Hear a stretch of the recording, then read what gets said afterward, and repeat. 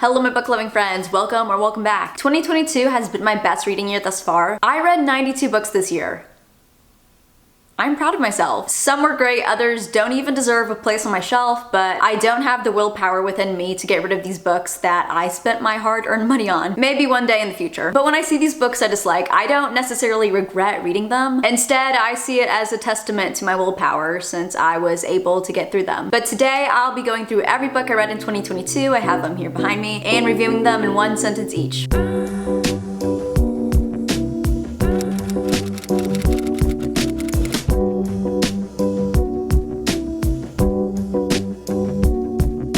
Before we get into my reviews, which at times may or may not be unhinged, I thought we could go through some stats of the year. So I opened up Storygraph for the second time this year and imported my Goodreads. I'm gonna pop up my stats on the screen right now. Feel free to pause the video and take a look at them. Some people find statistics boring, like I get it, I understand. Math and I don't really mesh as well, but I personally still find it interesting to look at the trends over the year. All right, before I begin, I wanna say a quick disclaimer. If I speak negatively about a book you love, it's okay guys, don't get your panties in a twist. We're all still book-loving besties. I'll be going in chronological order today and popping up my rating for each book, which may be slightly different from how I originally rated it due to coming to my senses after some time has passed. Let's begin. Crying in H Mart by Michelle Zauner is a memoir that is a love story to mothers and Korean food everywhere, which is definitely worth a read, especially if you want an emotional journey. Malibu Rising by Taylor Jenkins Reid transported me to the beaches of Malibu, where I was immediately submerged into the Riva family's background, learning about all of the intergenerational trauma and hardship that took place within, all while in the background there's just a fire going on encapsulating the infamous Riva Mansion. A Good Girl's Guide to Murder by Holly Jackson is perfect for those looking to get into mysteries or thrillers. It has an engaging plot, lovable characters that you just want as friends, 5 stars all around. The Unhoneymooners by Christina Lauren is 400 pages of a good time that shouldn't be taken too seriously as it's meant to be a cheesy cute rom-com. Ace of Spades by Freedom Abike Emide. I'm also really sorry if I butcher any author's name. I'm trying my best, I'm even looking up the pronunciations, but Ace of Spades basically took Get Out and made it a YA thriller that examines institutionalized racism. The Cruel Prince by Holly Black. I initially rated 3.5 stars because I think in the moment I was just overcome with joy that all of the pain I was enduring from reading the book was finally over. Look, I'm sorry, I really wanted to get in on the hype, but it just wasn't meant to be. Beach Read by Emily Henry was my first book by this author, which I found a bit directionless and boring. Hopeless by Colleen Hoover. After reading, I understand why some consider her problematic.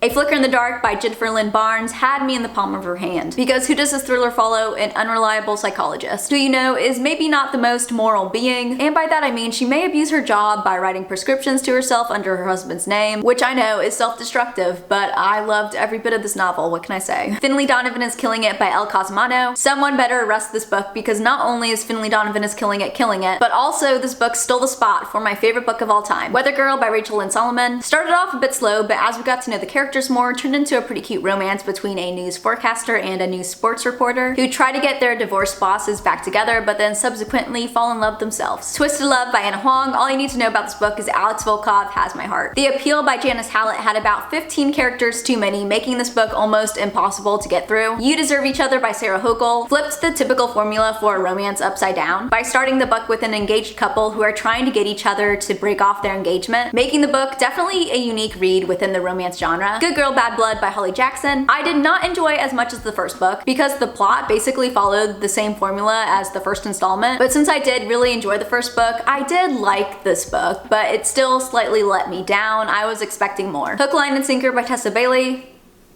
reeled me in. It hook, line, and sunk me. Moving on. Not a Happy Family by Sherry Lapina. This family may not have been happy, but my family surely was after I shoved this down their throat. Wow, that is some aggressive visualization there. This book started my love affair with the domestic thriller queen herself, Sherry Lapina. Twisted Games by Anna Huang is the new adult version of The Princess Diaries if Anne Hathaway had a newly assigned bodyguard she fell in love with. Ugly Love by Colleen Hoover was frustrating to read because I only really cared about the guy's backstory, but this novel decides to focus on the romance, which you know is what romances usually do, but I had trouble finding how the romance was supposed to be interesting. Playing Nice by J.P. Delaney is a fantastic thriller that follows two families who are fighting for custody of their children that were switched at birth. Dun dun dun. When I someday have children, I'm gonna be that mom in labor who has to keep eyes on her newly born child at all times because I would fear that that would happen.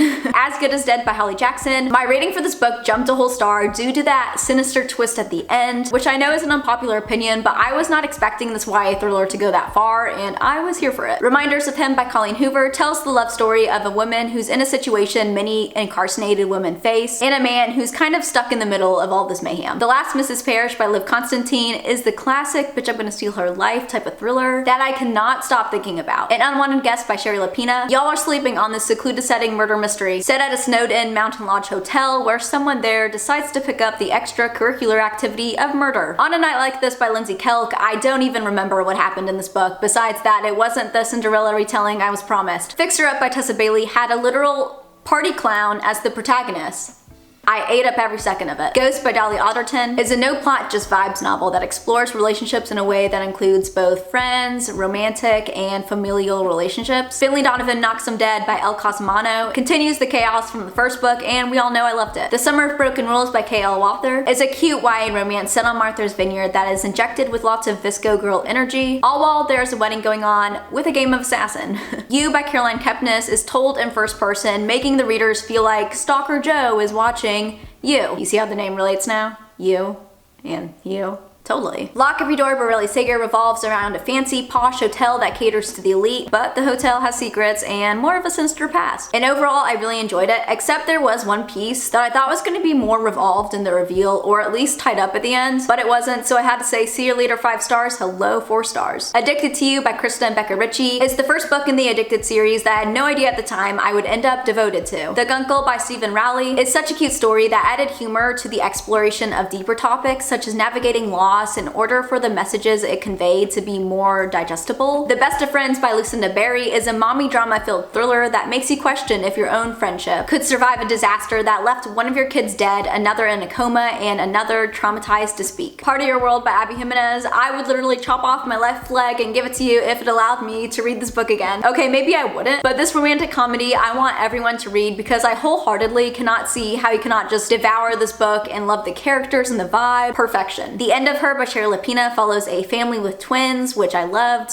double the trouble, am I right? And a lying husband whose secretive past is about to uproot his little family. Reckless Girls by Rachel Hawkins felt more like a literary fiction novel than a thriller until the last 50 pages hit and I was experiencing stage 4 whiplash from all the twists that just kept coming at me. The Invisible Life of Addie LaRue by V.E. Schwab is a beautiful story with beautiful writing that portrays the true weight of human connection and the realities of being able to live forever. The Cheat Sheet by Sarah Adams was at best cute, but at worst underwhelming. Good Rich People by Liza Jane Brazer revolves around a family whose sole purpose in life is to toy with and then ruin the people they invite to live in their guest houses' lives, which was definitely an interesting concept for a thriller that provided great commentary on society as well. The Perfect Couple by Ellen Hildebrand is a murder mystery romance novel that takes place on Nantucket, and something that's revealed at the end of this book has still to this day left me perplexed about how I feel about the romance in here. It's kind of like open-ended. I mean, I think everyone's gonna like view it differently, which I think is really cool. Okay, that is not one sentence. The Midnight Library by Matt Haig. If you like the Disney movie Soul, then you will love this book because even though they're not exactly the same, they both have very similar energy. The Spanish Love Deception by Alina Armez. The only person I would recommend this book to is an enemy of mine whom I want to bring great discomfort to. The Golden Couple by Greer Hendricks and Sarah Buchanan is a thriller that follows a badass therapist with some unorthodox techniques. Go Queen. I loved her character. She was so fun. 14 Ways to Die by Vincent Ralph was a copy and paste of A Good Girl's Guide to Murder, except something went wrong in the algorithm and every enjoyable part about A Good Girl's Guide to Murder got lost in cyberspace. Okay, had to change my battery. We're back. Ricochet by Krista and Becca Ritchie's only problem was that it wasn't longer. Where the Crawdads Sing by Dahlia Owens felt like reading a novel that was going through a midlife crisis, trying to decide if it wanted to be a murder mystery, a nature preserve research paper, or a historical fiction novel. And Then There Are None by Agatha Christie is a murder mystery novel that is executed in a way that only the genius herself, Agatha Christie, could ever accomplish. My Killer Vacation by Tessa Bailey could have used a bit more suspense, but overall I really enjoyed how this novel combined both aspects of a thriller and a rom-com, two of my favorite genres. Blood Sugar by Sasha Rothschild was one of my favorite thrillers of the year that follows a therapist with a murderous history, which initially sounds like you would dislike her, but the author writes her character so that you end up rooting for her, which sounds insane, I know, but it's something you just gotta read it. Trust me on it, go pick it up. Every Summer After by Carly Fortune alternates between present and past timelines and toes the line between depicting the complexities of young love and forgiveness. The Night She Disappeared by Lisa Jewell is the closest I've come to ever crying from a book, because one of the last chapters just really hit me. And yes, we're going to ignore the fact that a thriller is the closest book that has brought me to tears. Someone We Know by Shari Lapena is more of a drama than a domestic thriller, but if you love Shari Lapena's writing voice or mommy drama in general, then I would recommend. Book Lovers by Emily Henry. I loved the irony around the tropes and emphasis on one's personal values and sibling relationships. A Little Life by Hanya Yanagihara gives you 4 new friends and then destroys them before your eyes.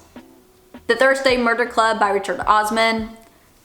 It was fine. This book I could really take or leave. It wasn't great, but it was enjoyable enough. Twisted Hate by Anna Huang is the best book in the Twisted series by far that made an enemies with benefits arrangement into such a perfect romance. Anxious People by Frederick Bachman is a wacky book, which I do mean in a good way, but to me felt a bit convoluted at times. The Party by Robin Harding is front to back filled with unlikable characters, but it's also a novel that will keep you flipping pages. I'm Glad My Mom Died by Jeanette McCurdy is an eye-opening memoir that depicts not only the realities child actors face, but also Jeanette's relationship with her overbearing mother. The Deal by Elle Kennedy is such a cliche romance, which on the outside might not seem super special, but it's ultimately so cute and swoon-worthy. Oh my gosh, I'm running out of daylight. The Turn of the Key by Ruth Ware, I stand due to the creepy children in this book, which confirms what I already believe. The Mistake by Elle Kennedy, I don't know what it is with second books in series, but if you want The Deal 2.0, The Therapist by B.A. Paris may compel you to believe that you follow a therapist, but no. Don't get me wrong, there is a therapist, but she is a minute side character whose occupation is irrelevant. The Final Gambit by Jennifer Lynn Barnes. I enjoyed it. It wrapped up the Inheritance Game trilogy, but to be honest, half of the time I was confused. Love on the Brain by Ali Hazelwood is a STEM rom-com, which is a subgenre I can now confirm I love. Because not only do I get to have a fun, cheesy time, but I'm also learning things. Y'all know I'm a scholar. Things We Do in the Dark by Jennifer Hillier. I really thought this was going to be a 5-star read, but call me a fool because it wasn't. Addicted for Now by Kristen Becker Ritchie solidified my investment in the Addicted series. Confess by Colleen Hoover has honestly not crossed my mind once since I read it. The House Across the Lake by Riley Sager. If at times you suspend your disbelief, is a fun chaotic time with great creepy lake energy. You'll Be the Death of Me by Karen M. McManus.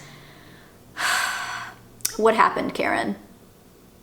Carrie Soda is back by Taylor Jenkins Reid, and she slayed in such an inspirational way that has now made Carrie one of my icons. Love in the Time of Serial Killers by Alicia Thompson had great potential, but in my opinion was executed poorly and needed a few hundred more drafts. Someone Had to Do It by Danielle and Amber Brown is a cat and mouse thriller which would be great if you want to read that is centered around characters in the fashion industry. Murder on the Orient Express by Agatha Christie. If you want a concise mystery with a straightforward format of interviews, evidence, solve the crime, book's over, have a nice day, here y'all go. The Southern Book Club's Guide to Slaying Vampires by Grady Hendrix. That is like the first time I've ever said that name correctly. I am not even joking. It's a satiric book that uses Southern moms and vampires to comment on gender roles and the socioeconomic divides. Daisy Darker by Alice Feeney took Agatha Christie's And Then There Were None and put its own spin on it, making it a domestic thriller that was so fun to read and kept me guessing page after page. The Ex-Hex by Erin Sterling is a rom-com with witchy magic that causes mayhem within the town, and still to this day, I am still surprised that I ended up enjoying this book so much. Better Than the Movies by Lynn Painter is probably the most wholesome YA romance I have read and would be great for any romance lover of any age. Everything I Never Told You by Celeste Ning follows the Lee family after finding their daughter dead in the neighborhood lake and explores so many hard-hitting topics, including the burden of expectations, how grief affects people within a family differently, and challenges people of color and women face. Behind Your Eyes by Sarah Pinborough is a thriller that I was not able to put down. Okay, we're getting into into my fantasy era now, which only consisted of 2 books, but that's an era for me. Six of Crows by Leigh Bardugo's prominent heist theme and unique characters made me love this fantasy novel. Crooked Kingdom by Leigh Bardugo expanded on where Six of Crows left off and did not disappoint in continuing the story and making me fall in love with the universe. Kiss the Sky by Kristen Becker Ritchie is a romance between 2 very intelligent human beings who end up getting roped into a reality show. Pretty Girls by Karen Slaughter is probably the darkest thriller I have read and is not for the faint of heart. How to Kill Your Family by Bella Mackie made me want to do chores, so I had an excuse to continue to listen to the book on audio and to our protagonist plan and then commit these outlandish murders. Winter in Paradise by Ellen Hildebrand is perfect for those that love family drama, the Caribbean, and characters that you may not initially like or can relate to, but then you grow to love them because you're like, we're all human here. I mean, you're just a fictional human being, but I get you. The Mistletoe Motive by Chloe Leese provided immaculate festive vibes that were not worth my time and sanity. Heartstopper Volume 1 by Alice Osman. Okay, this book is the most wholesome YA story I've read, and it set up the foundation for such a sweet romance. And then finally, oh my gosh, this has taken me a lot longer than I expected. I concluded my year with Hostage by Claire McIntosh, which unfortunately was a pretty average thriller, but then at the end, it unexpectedly jumped subgenres and turned into a psychological thriller that left me grinning ear to ear. I wouldn't have been able to see that ending coming even if I was standing like a foot away from it. We are done. Oh my gosh. I really hope Goodreads didn't lead me astray and I did just indeed review 92 books. I'm gonna like watch this back and I'm gonna be like, oh Sarah, you dumb. Oh my god, you just skipped that book. For 2023, my reading goal is 100 books, which I feel pretty confident about so far. We'll reassess mid-year, but so far so good. Ultimately though, it doesn't really matter how many books you read in a year. All that matters is the enjoyment and the value of the novels you read. I think I did an okay job at reading different genres over 2022, but I think in 2023, no, I know in 2023 I can do better. So I want you guys to hold me accountable because that is my goal for 2023. Let me know your goal for this year down in the comments below. I hope you guys enjoyed this video. If you did, make sure to give it a thumbs up. It really does help me and my channel out a lot. Y'all know the drill. You can also comment, interact, subscribe, all that fun YouTube stuff. I'd really appreciate it. I hope you all are having a fantastic day and I will see you in my next one. Bye.